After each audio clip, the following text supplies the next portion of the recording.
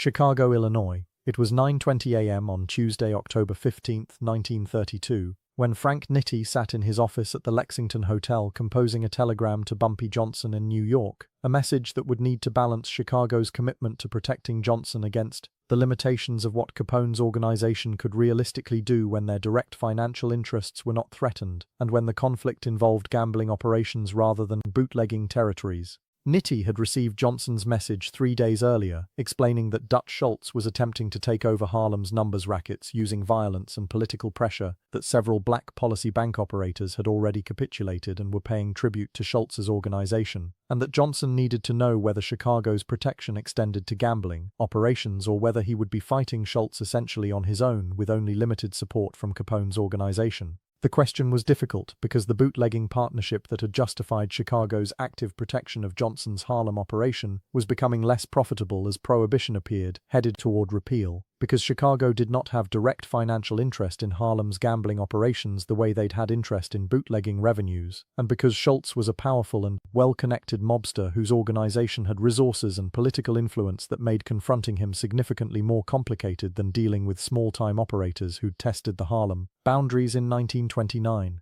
Nitti understood that the answer he provided would determine whether Johnson could successfully resist Schultz's takeover attempt or whether Harlem's numbers rackets would be completely subordinated to white control, and that the precedents established during this conflict would influence how black criminals and white criminals interacted for years to come in New York and in other cities where similar territorial disputes were emerging. Harlem, New York. It was 3:15 p.m. on Thursday, March 22, 1929, when Dutch Schultz, the 30-year-old bootlegger who controlled beer distribution throughout the Bronx and much of Upper Manhattan, walked into a speakeasy on 125th Street near Lenox Avenue with 4 of his enforcers, intending to inform the owner that he would now be purchasing his beer and liquor exclusively from the Schultz organization rather than from whatever suppliers he'd been using, and that refusal to comply would result in the establishment being destroyed and the owner being hospitalized or worse. This was standard operating procedure for Schultz in March 1929, the method by which he'd taken control of hundreds of speakeasies throughout New York over the previous 3 years,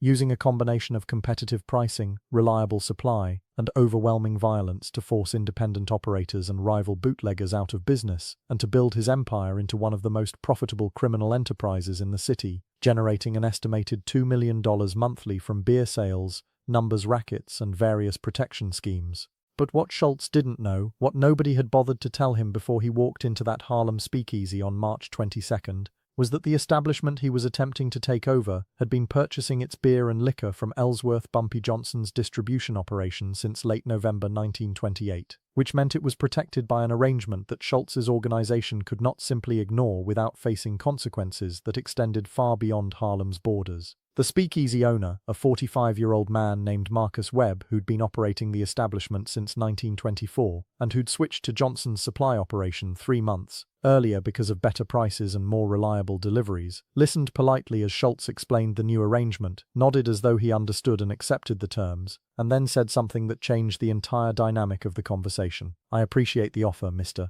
Schultz," Webb said, according to multiple witnesses who were present that Thursday afternoon and who later provided accounts to various journalists and law enforcement officials who investigated the incident. "But I already have a supplier who provides excellent service at competitive prices, and I am satisfied with the current arrangement. I understand you are a powerful man with extensive resources, but my current supplier also has powerful connections, and I would prefer not to create problems by switching suppliers without very compelling reasons." Schultz, who was not accustomed to being refused, and who had a reputation for extreme violence when his demands were not immediately accepted, responded with the casual menace that had made him one of the most feared criminals in New York. "I don't think you understand the situation, Webb. You will buy beer from my organization starting next week, or your establishment will experience unfortunate accidents that will make it impossible for you to operate. Windows will break, deliveries will be disrupted, customers will be harassed, and if you continue to refuse after these initial warnings, more serious problems will develop that might affect your health and your ability to continue operating any business in New York. This is not a negotiation,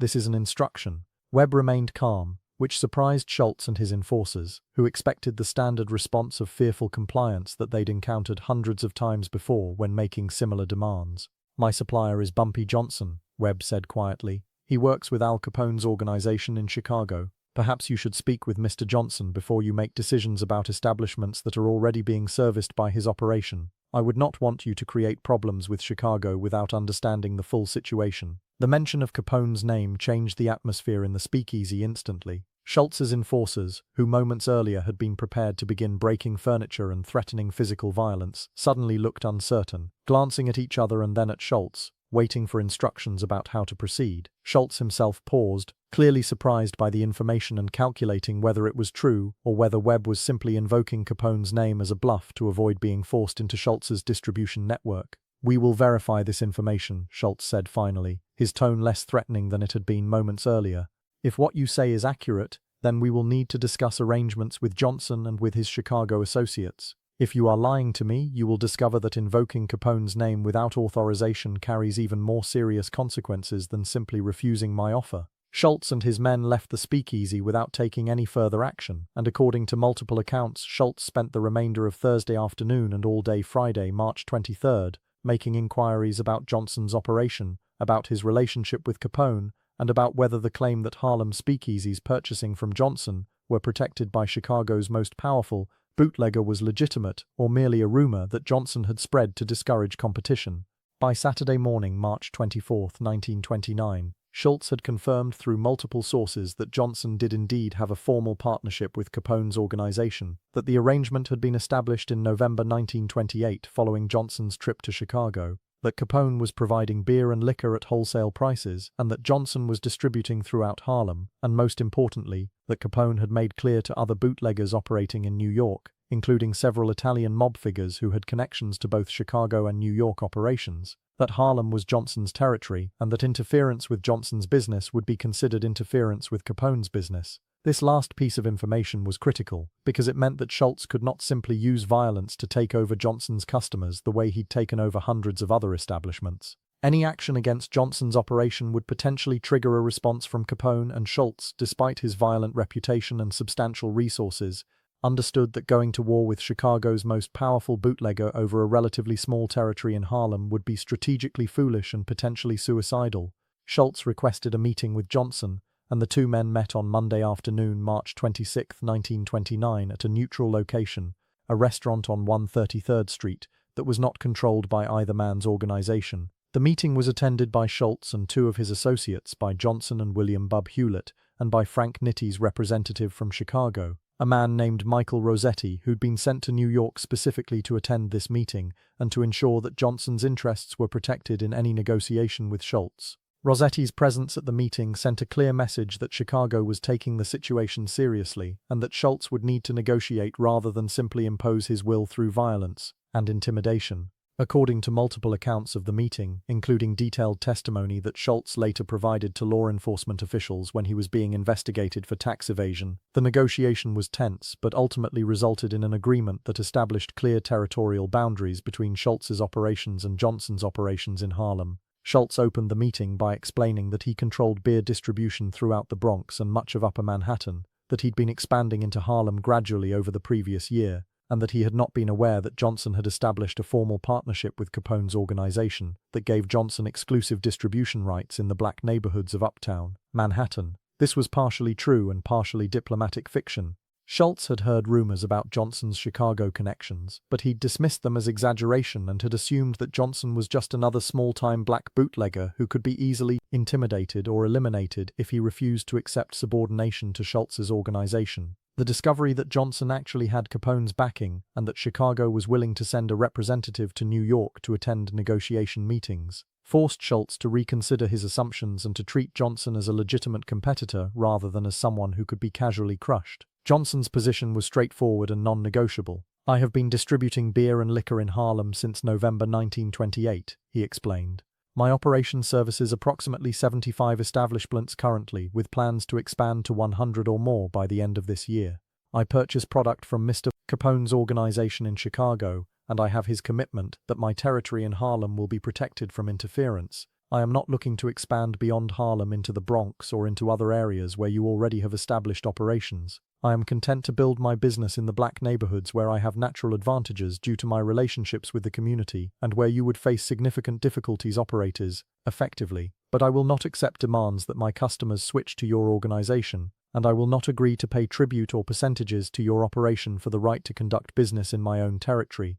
This is non-negotiable, and if you attempt to force the issue through violence or intimidation, you will be dealing with Chicago, not just with me personally. Schultz initially pushed back, arguing that he had been operating in parts of Harlem before Johnson established his distribution network, that some establishments currently buying from Johnson had previously bought from Schultz's suppliers, and that Johnson's rapid expansion was cutting into revenues that Schultz had expected to capture as he extended his operations throughout Upper Manhattan. But Rossetti, the Chicago representative, intervened with a statement that ended any possibility of Schultz using violence to resolve the territorial dispute. Mr. Capone has made a significant investment in Mr. Johnson's operation, Rossetti explained, his tone polite but firm. Chicago supplies product at favorable wholesale prices, provides logistical support, and most importantly, provides protection for Mr. Johnson's business interests in Harlem. This protection is not limited to local threats. It extends to anyone, regardless of their resources or connections, who attempts to interfere with Mr. Johnson's operation through violence, intimidation, or unfair business practices. Mr. Capone considers Harlem to be Johnson's territory, and any action against Johnson's operation will be treated as action against Chicago's interests.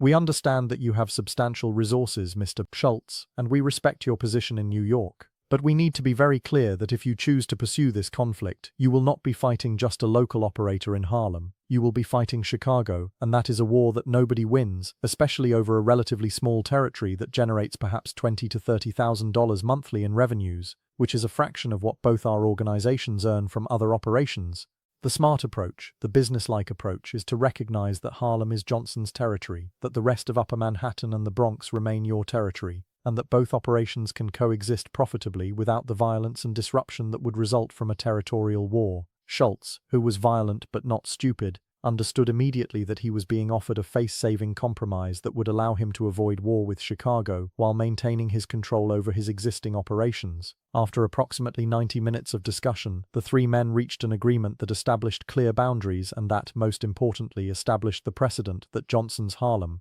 operation was protected by Chicago, and that white bootleggers could not simply take over black-controlled territories through violence and intimidation the way they'd done in other cities, neighborhoods throughout the 1920s. The agreement specified that Johnson would have exclusive rights to distribute beer and liquor to speakeasies, restaurants, hotels, and nightclubs in Harlem, defined as the area north of 110th Street and south of 155th Street between 5th Avenue and the Harlem River, covering the predominantly black neighborhoods that constituted the heart of Harlem in 1929. Schultz would maintain his operations in the Bronx and in the white neighborhoods of Upper Manhattan, including Washington Heights and Yorkville, and would not attempt to force Johnson's customers to switch suppliers. Establishments located in mixed or transitional neighborhoods could choose which supplier they preferred, with neither organization using violence or intimidation to influence these choices. Any disputes about specific establishments or about territorial boundaries would be resolved through negotiation rather than violence, with Rossetti or another Chicago representative serving as mediator if necessary.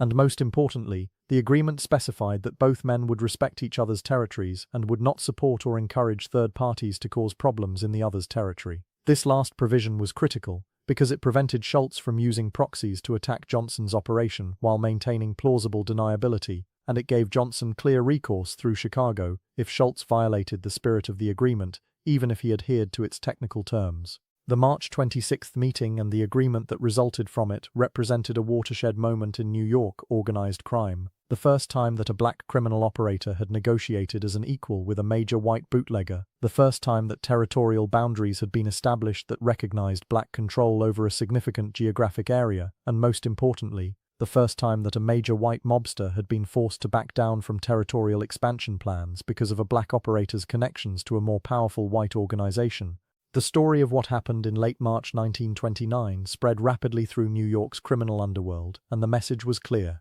Bumpy Johnson had protection from Chicago, and anyone who interfered with his Harlem operation would face consequences that extended far beyond local rivalries. For white bootleggers and mob figures who'd grown accustomed to treating black criminals as subordinates who could be intimidated, exploited, or eliminated without serious consequences, the Johnson-Schultz negotiation represented a fundamental shift in the power dynamics of organized crime. The respect that Schultz had been forced to show Johnson was not based on Johnson's personal power, which in March 1929 was still relatively limited compared to major white gangsters, but rather on Johnson's connection to Al Capone and on the understanding that attacking Johnson meant attacking Chicago. This precedent would prove enormously important over the following years as Johnson built his operation and as other white mobsters contemplated moving into Harlem's lucrative criminal economy. Word reached Al Capone in Chicago about the March meeting within 48 hours, and Capone's response, communicated through Frank Nitti to Rossetti and then to Johnson, indicated that Capone was pleased with how the situation had been handled.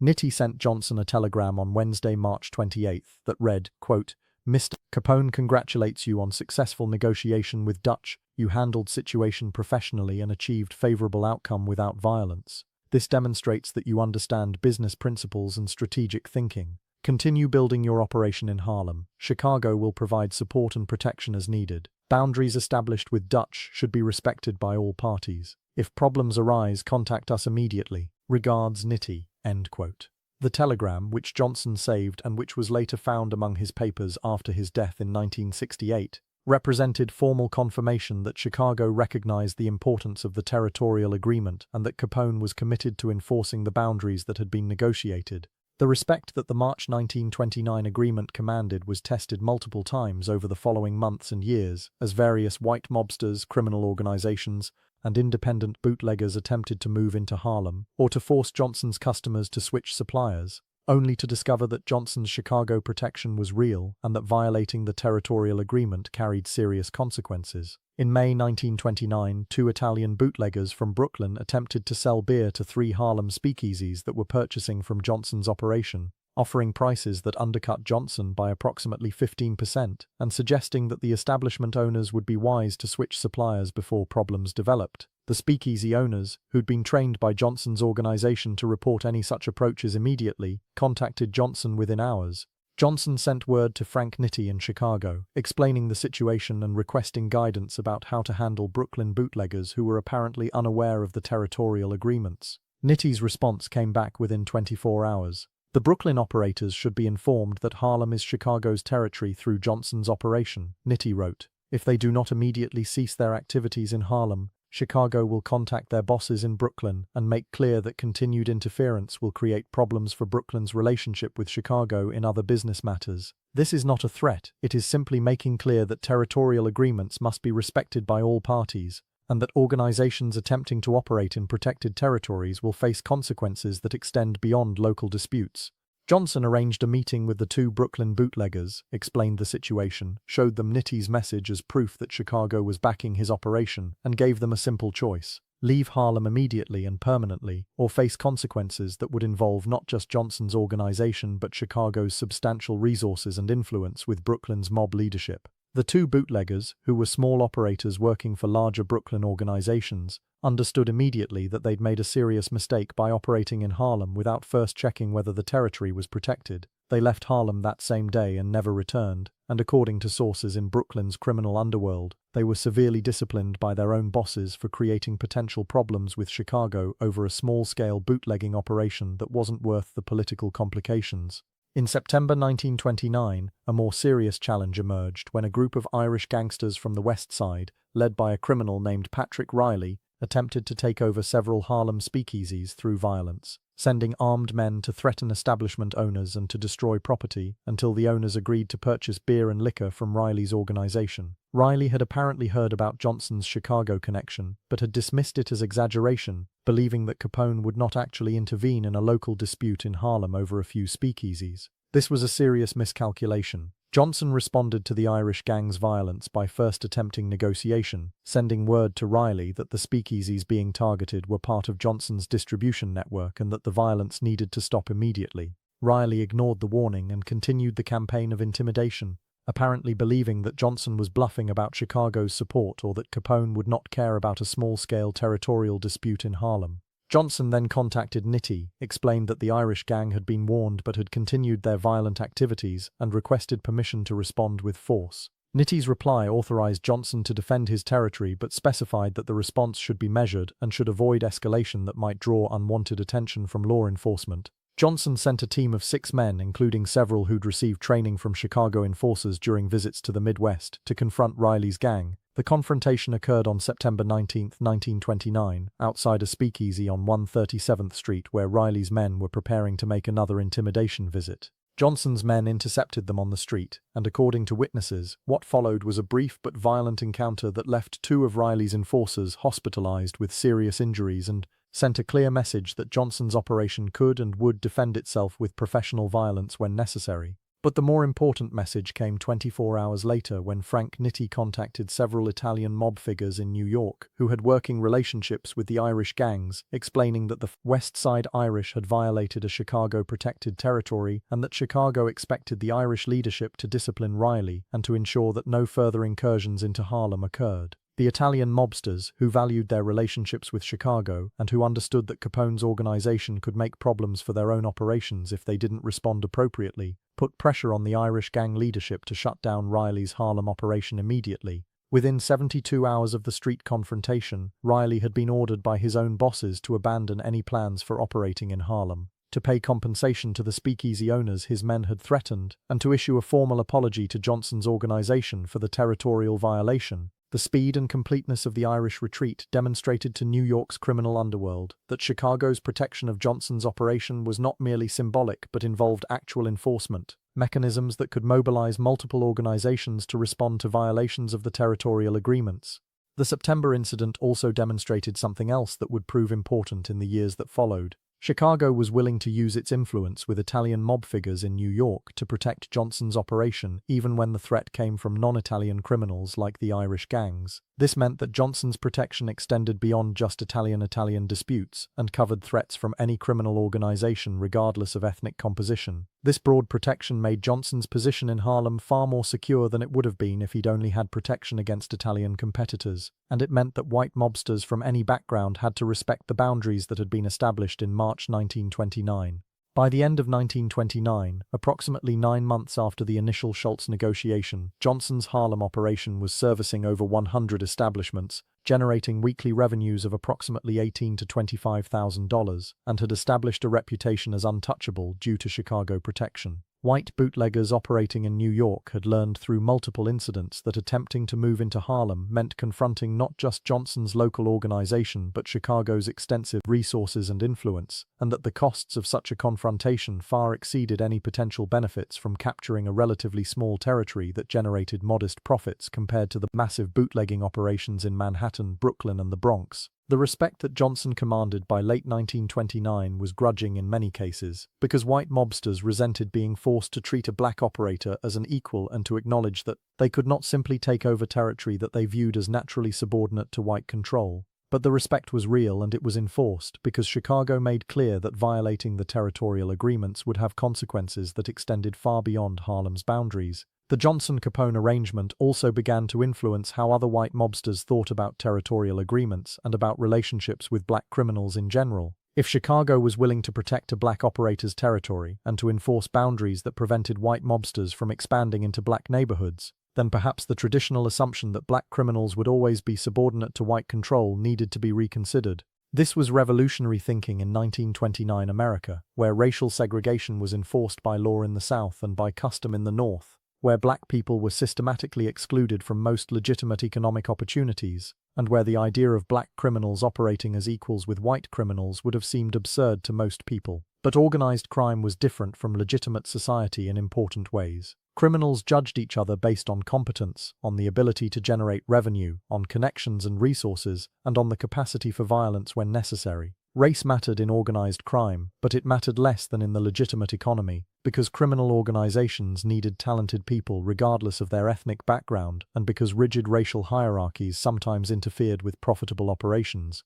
Capone's willingness to partner with Johnson and to protect his Harlem territory was based on business logic rather than on any progressive racial views. Capone recognized that Johnson could operate effectively in Harlem in ways that white bootleggers could not, that Johnson's local connections and community relationships gave him natural advantages in servicing black establishments, and that protecting Johnson's operation was more profitable than trying to control Harlem directly through white operatives who would face resistance from the black community. The most significant test of the respect that the Johnson-Capone arrangement commanded came in the early 1930s, during the period when Prohibition was ending and when white mobsters were looking for new sources of revenue to replace the enormous profits from bootlegging. Dutch Schultz, who'd respected the March 1929 territorial agreement while bootlegging was still highly profitable, began to focus on Harlem's numbers rackets in 1931 and 1932, recognizing that illegal gambling would continue to generate substantial revenues even after prohibition was repealed. The numbers rackets in Harlem by 1931 were generating an estimated $800,000 to $1 million annually, with dozens of policy banks controlled by black operators, including Madame Stephanie St. Clair, Casper Holstein, and various smaller operators who ran neighborhood gambling operations. Johnson had maintained his bootlegging distribution network but had also been building connections to the numbers operators, providing security services, helping to resolve disputes, and positioning himself to move into numbers operations when bootlegging revenues declined. Schultz saw the same opportunity, but unlike bootlegging, where territorial agreements had been negotiated and where Chicago's protection of Johnson's operation had been clearly established, the numbers rackets had operated with less formal structure and with fewer territorial agreements between white and black operators. Schultz believed, not unreasonably, that the bootlegging territorial agreements might not apply to gambling operations, and that he could move into Harlem's numbers rackets without violating the understanding that had been reached with Chicago in 1929. This calculation proved to be incorrect, but Schultz wouldn't discover his mistake until he'd already committed substantial resources and had already generated significant resistance from Harlem's black numbers operators. Schultz's campaign to take over Harlem's numbers rackets began in earnest in 1932, using the same combination of competitive pricing, political protection through his relationships with corrupt Tammany Hall officials, and overwhelming violence that had worked effectively in his bootlegging operations. He offered black policy bank operators a choice. They could continue running their operations but would pay 40% of their profits to Schultz's organization in exchange for political protection and access to higher-level financing. Or they could refuse and face violence, legal harassment through corrupt police officials, and the likelihood that their operations would be destroyed and taken over by Schultz's organization. Many black operators, facing the prospect of fighting a powerful white mobster who controlled corrupt politicians and police officials, reluctantly accepted Schultz's demands, believing that paying tribute was preferable to being eliminated entirely. But several operators resisted, most notably Madame Stephanie St. Clair, who'd built one of the most successful policy banks in Harlem and who refused to subordinate her operation to white control. St. Clair hired Bumpy Johnson as her chief enforcer and bodyguard, tasking him with organizing resistance to Schultz's takeover attempt and with protecting her operation from the violence that Schultz was using to force compliance. Johnson recognized immediately that resisting Schultz would require more than just local muscle and street-level fighting. Schultz had substantial resources, political protection, and a willingness to use extreme violence to achieve his objectives. Johnson needed leverage that extended beyond Harlem, and the obvious source of that leverage was Chicago and the relationship he'd built with Capone's organization during the bootlegging years. In October 1932, approximately 6 months into Schultz's campaign to take over Harlem's numbers rackets, Johnson contacted Frank Nitti in Chicago, explaining the situation and asking whether Chicago's protection of his Harlem operations extended to gambling as well as to bootlegging. The response he received was not what he'd hoped for, but was brutally honest about the limits of Chicago's support. Nitti's message, delivered by telegram on October 15, 1932, explained that the situation with Schultz and the numbers rackets was more complicated than the bootlegging territorial disputes had been. Mr. Capone's organization has provided protection for your bootlegging distribution operation in Harlem based on our business partnership and on the revenue that operation generates for Chicago, Nitti wrote. However, the numbers rackets are a different matter. We do not have a direct financial interest in Harlem's gambling operations, and we do not have the same clear business justification for intervening in disputes between Dutch Schultz and the black policy bank operators. This does not mean we are abandoning you, but it means we cannot provide the same level of direct protection that we provided during the bootlegging disputes. What we can do is make clear to Schultz and to the Italian mob figures in New York, who have working relationships with Schultz, that Chicago considers you to be a valuable business partner, that we would prefer that Schultz negotiate with you, rather than simply using violence to take over all of Harlem's gambling operations, and that we hope the situation can be resolved in ways that allow you and other black operators to maintain some autonomy, rather than being completely subordinated to Schultz's control. We will also make clear that if Schultz uses violence against you personally or attempts to eliminate you to clear the way for complete takeover, Chicago will consider that a violation of our understanding that you are a protected partner. In other words, we will help protect you personally and will try to influence negotiations, but we cannot and will not go to war with Schultz over Harlem's numbers rackets the way we would have if he'd violated your bootlegging territory. You will need to fight for the numbers operations largely on your own, but you will have Chicago's political support and the understanding that Schultz cannot simply eliminate you without creating problems for himself with Chicago. This is the best we can offer given the circumstances. Use this support wisely and look for opportunities to negotiate arrangements that allow you to maintain position even if you cannot prevent Schultz from taking some share of Harlem's gambling revenues. This response was disappointing to Johnson, who'd hoped that Chicago would provide the same robust protection for numbers operations that they'd provided for bootlegging, but it was also realistic about the limits of what Capone's organization would do for a business partner when their own financial interests were not directly threatened. Johnson understood that he would need to fight Schultz primarily through local resources, through organizing other black operators to resist collectively, and through creative tactics that raised the cost of Schultz's takeover attempt without triggering the kind of all-out war that Harlem's black operators could not win.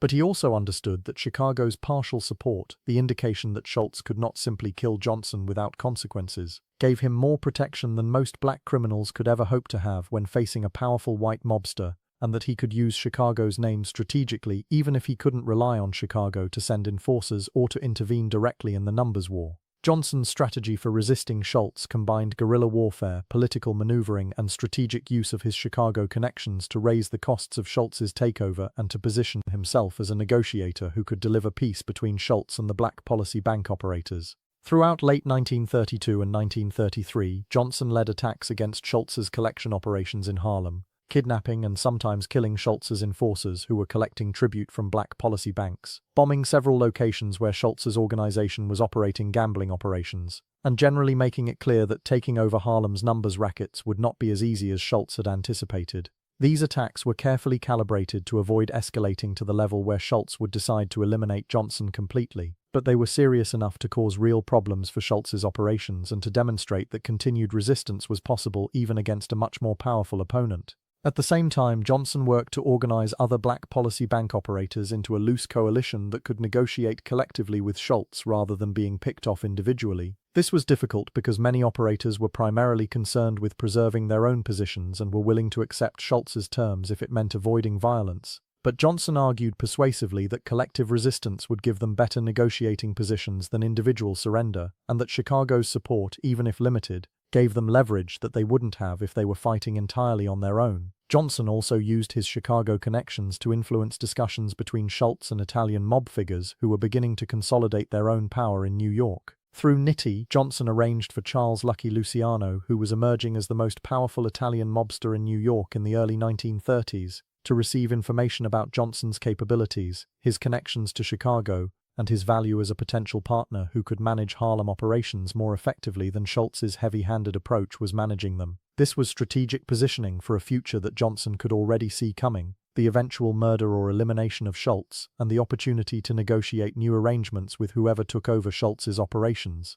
The critical moment came in October 1935, when Schultz was murdered by assassins working for the Italian mob, specifically for Lucky Luciano and the newly formed commission that governed organized crime in New York. Schultz's murder was not directly related to his Harlem operations. He was killed primarily because he'd threatened to assassinate Special Prosecutor Thomas Dewey, who was investigating mob activities, and because the commission had decided that Schultz's plan to kill Dewey would bring too much law enforcement attention to organized crime. But Schultz's death created an immediate power vacuum in Harlem's numbers rackets, and Johnson moved quickly to position himself as the person who could negotiate new arrangements with Luciano and the Italian mob. In November 1935, approximately 3 weeks after Schultz's murder, Johnson arranged a meeting with Luciano through intermediaries provided by Frank Nitti in Chicago. The meeting took place in a Manhattan restaurant attended by Johnson, by Luciano, and by representatives from Chicago who were there specifically to remind Luciano that Johnson had Chicago's support, and that any arrangements made for Harlem should recognize Johnson's position and his connections to Capone's organization. The negotiations lasted several hours and resulted in an agreement that would govern Harlem's criminal economy for the next 3 decades.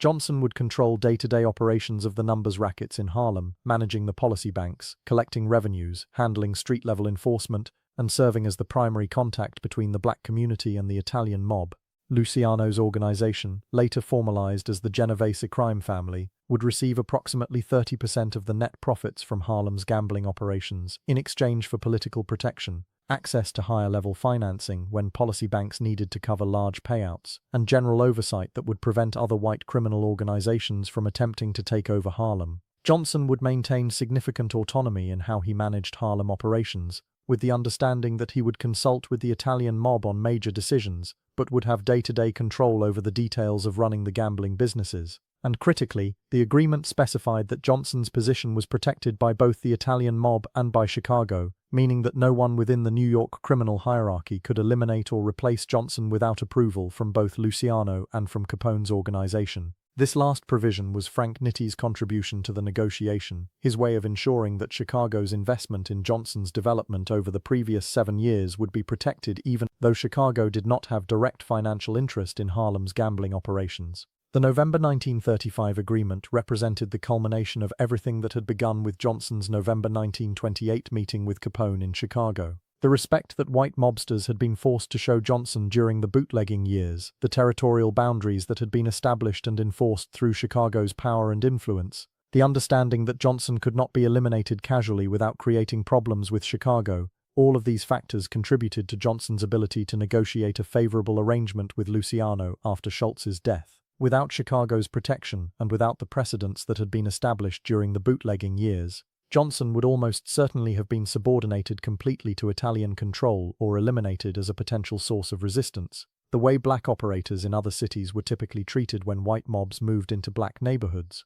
But because Capone had decided in November 1928 to treat Johnson as a business partner rather than as a subordinate, and because Chicago had consistently enforced the principle that Johnson's operations deserved respect and protection, Johnson had been able to build a position of genuine power that white mobsters in New York could not simply ignore or eliminate. The respect that Johnson commanded by late 1935 was no longer dependent solely on Chicago's active protection. 7 years of successful operations, of professional business practices, of strategic violence when necessary, and of demonstrated ability to manage complex criminal enterprises had established Johnson's reputation independently of his Chicago connections. But everyone involved in New York organized crime understood that Chicago's support had been essential to Johnson's rise, that the boundaries established in 1929 had created the space for Johnson to build his operation without being crushed by more powerful white competitors, and that the precedent of respecting Johnson's territory and treating him as a legitimate negotiating partner rather than as a subordinate to be exploited or eliminated had fundamentally changed the dynamics of how black and white criminals interacted in New York's underworld.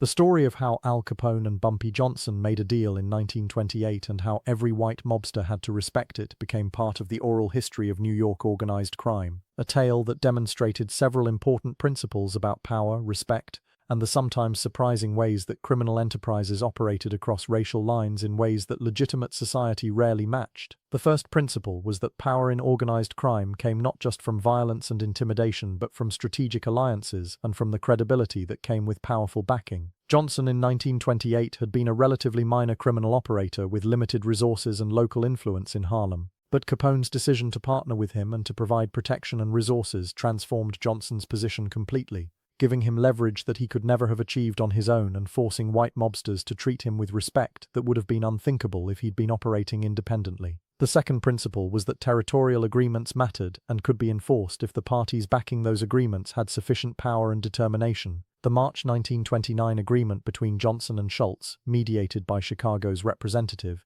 established boundaries that were respected for years because everyone understood that violating those boundaries meant confronting Chicago, and because the costs of such a confrontation exceeded the benefits of capturing Harlem's relatively modest criminal revenues. This was not idealism or racial progressivism. It was cold business calculation that recognized territorial boundaries were more profitable than constant warfare, and that treating Johnson's operation with respect was less expensive than trying to eliminate it. The third principle was that organized crime sometimes offered opportunities for black advancement that were impossible in legitimate society. Johnson could never have become a powerful businessman in legitimate industries in 1928 America, where racial discrimination excluded black people from most economic opportunities, and where even successful black professionals faced constant obstacles and limitations. But in organized crime, competence and connections mattered more than race, and Capone's willingness to partner with a talented black criminal created possibilities that would have been impossible in any legitimate business context. The fourth principle was that respect in criminal enterprises was always contingent and always needed to be reinforced through demonstrated competence and through strategic use of backing and resources.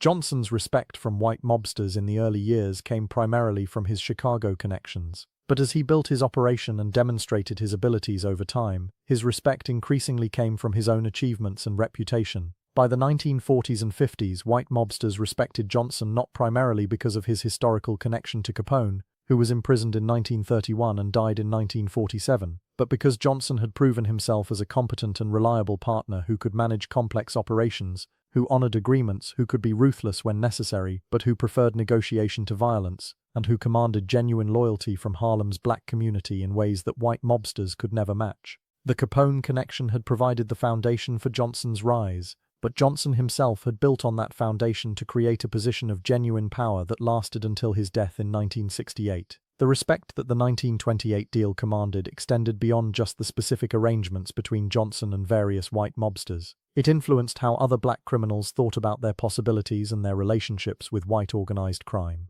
If Johnson could negotiate as an equal with white mobsters and could maintain autonomy in Harlem while working within the larger structure of New York organized crime, then perhaps other black criminals could aspire to similar arrangements in their own neighborhoods and cities. This didn't mean that racial barriers in organized crime disappeared or that black criminals achieved full equality with their white counterparts. But it did mean that the absolute subordination that had characterized relationships between black and white criminals in earlier decades was no longer inevitable, and that talented black operators, with the right connections and the right strategic thinking, could carve out positions of genuine power and respect even in an environment dominated by white organized crime families. The legacy of the 1928 deal between Capone and Johnson extended far beyond the specific business arrangements and territorial agreements that were negotiated over the following years. It established a precedent for how powerful white criminals could work with talented black criminals as partners rather than as subordinates, how territorial boundaries could be negotiated and enforced across racial lines, how strategic alliances could provide protection and leverage that no individual operator could achieve alone, and how respect in criminal enterprises could sometimes transcend the racial barriers that governed legitimate society. For white mobsters in New York and other cities, the lesson of the Capone-Johnson partnership was that ignoring talented black criminals or assuming they could be easily subordinated was strategically foolish when those criminals had powerful backing and when they operated in communities where they had natural advantages. For black criminals in Harlem and elsewhere, the lesson was that strategic partnerships with powerful white organizations, when negotiated carefully and when backed by demonstrated competence, could provide opportunities for genuine power and autonomy that were impossible through purely local operations or through attempting to operate completely independently of white organized crime. The deal that Al Capone and Bumpy Johnson made in November 1928 changed organized crime in New York, not through any single dramatic event but through the accumulation of precedents and negotiations and demonstrations of power that established new patterns for how black and white criminals could interact, how territories could be divided and protected, and how respect could be earned and maintained across racial lines in an illegal economy that often operated according to different rules than legitimate society. Every white mobster who encountered Johnson after 1928, from Dutch Schultz negotiating territorial boundaries in March 1929 to Lucky Luciano arranging the numbers racket agreement in November 1935 to countless other criminals who dealt with Johnson over the following 3 decades, had to respect the deal that Johnson had made with Capone, not because of any idealistic commitment to racial equality but because Chicago's power and Johnson's demonstrated competence made respecting that deal the smart business decision, and because organized crime, despite all its violence and ruthlessness, ultimately operated on business principles that sometimes allowed talented individuals to achieve power and respect regardless of the racial barriers that would have limited them in legitimate society. The respect commanded by the Capone-Johnson partnership also influenced how the Italian mob families in New York structured their relationships with black criminals more broadly. After the November 1935 agreement between Johnson and Luciano, the pattern that was established in Harlem, with black operators maintaining significant day-to-day autonomy while sharing profits with Italian mob families and while operating under the general oversight of the Commission, became a template that was applied in other black neighborhoods in New York and in other cities. This wasn't pure generosity or racial progressivism from the Italian mobs. It was recognition that black criminals with community connections and local knowledge could operate more effectively in black neighborhoods than white mobsters imposing control from outside, that arrangements allowing significant black autonomy while capturing a share of profits through tribute and oversight were more stable and more profitable than attempting to control every detail through direct Italian management. The Capone-Johnson deal had proven that such arrangements could work, that black operators could be reliable partners who honored agreements and who generated substantial revenues, and that treating talented black criminals with respect rather than attempting to crush them was good business. For Johnson personally, the respect that the 1928 deal commanded provided the foundation for a criminal career that lasted 4 decades and that made him into a legend, the godfather of Harlem, a man whose name would be known and remembered long after most of his white contemporaries were forgotten. Johnson understood that his power came partly from his own abilities and partly from the strategic partnerships he'd built, particularly the foundational partnership with Capone that had given him protection and credibility at the critical moment when he was building his operation.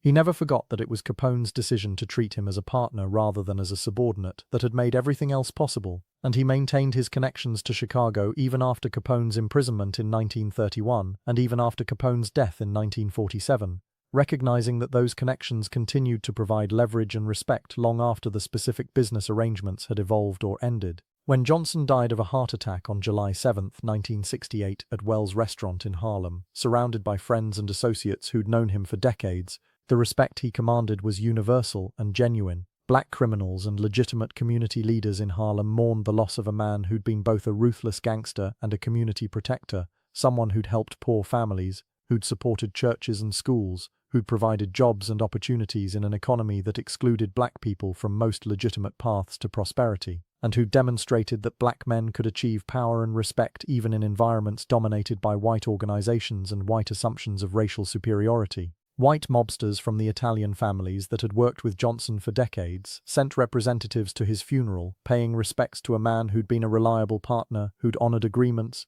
who'd managed Harlem's criminal economy professionally for over 30 years, and who'd proven that the deal Capone made in November 1928, the decision to treat a young black enforcer as a legitimate business partner deserving of respect and protection, had been one of the smartest decisions in the history of American organized crime. The respect that every white mobster had to show Johnson was ultimately the respect that competence and strategic partnership commanded, the recognition that Johnson had built something genuine and valuable in Harlem, something that had lasted for decades and that had changed the dynamics of organized crime in ways that extended far beyond the specific business arrangements and territorial boundaries that were negotiated in the years following that first meeting in Chicago in November 1928. The deal between Al Capone and Bumpy Johnson changed Harlem, changed New York organized crime, and demonstrated that respect in the criminal underworld, like power itself, came not from racial hierarchy but from strategic thinking, from demonstrated ability, and from the intelligent use of partnerships and alliances that created possibilities and protection that no individual operator could achieve alone.